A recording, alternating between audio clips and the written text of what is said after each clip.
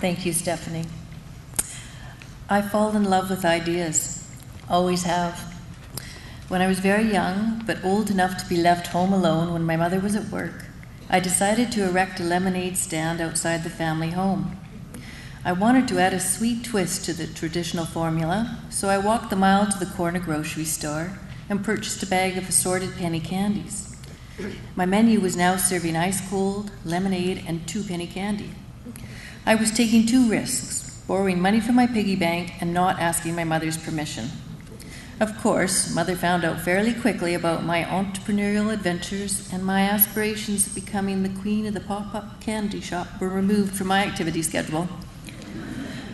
I am adamant in my belief that we must concoct many dreams for ourselves. Some dreams we will develop and realize quickly, while others might simmer on the back burner for years. And occasionally we will form an attachment with the dream for a while, but eventually we may lose heart and end up dumping it in the bin.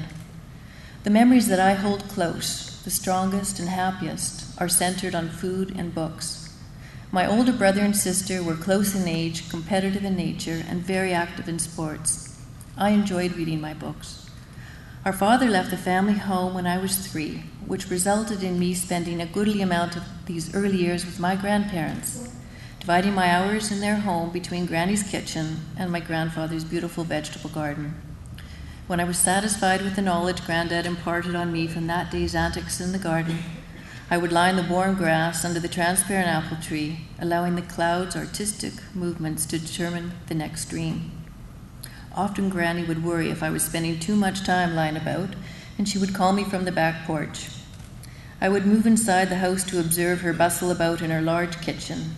When mealtime drew close, I could sit in the nook with Grandfather as he read his books, waiting patiently for his meal, or move to his rocking chair when I wanted to be closer to the satisfying smells wafting from her simmering pots. These days I spent with my elders were quiet and thoughtful.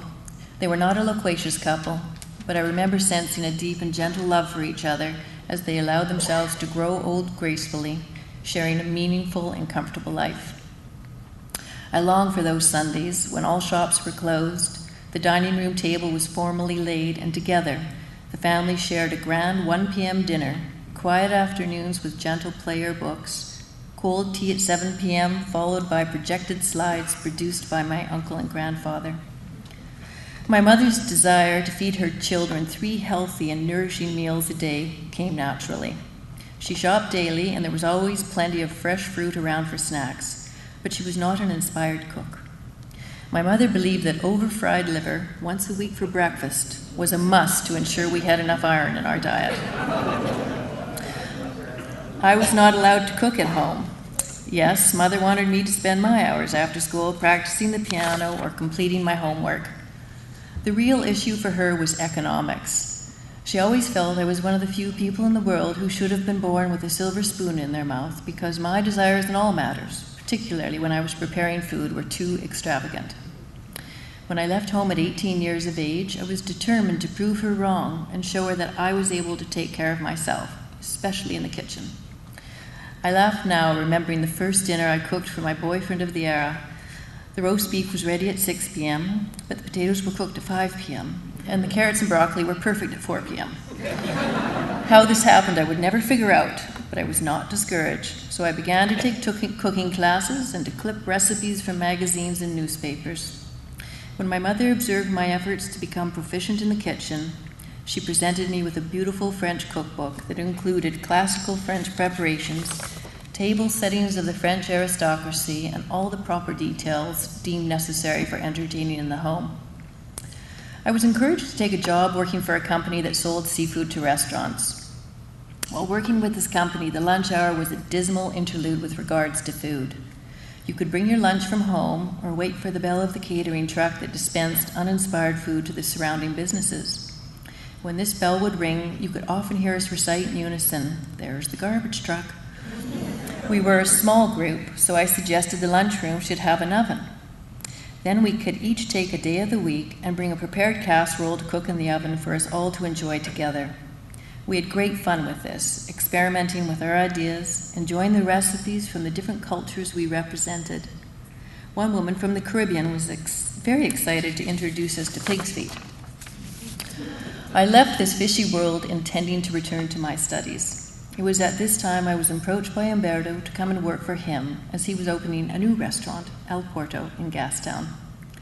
I worked for Umberto for 5 years, not making a lot of money, but I fell in love with the way Italians embraced their food and the importance of eating together when the work was done, no matter what had happened earlier in the day or how angry you had been with one another, because in the end, you shared your meal, healed your wounds, and carried on, well-nourished. From there, I moved along, working in the hotel business for a few years, attending culinary school to learn the basics of French classical cuisine, eventually tossing my shingle into the sky, letting it bounce about in ventures involving catering, designing unique events, and starting my own restaurant, Barbara Joe's Elegant Home Cooking. The idea for my restaurant came from reading novels and cookery books about the southern regions of the southeast United States. My rainforest spirit would be transported to a softer climate.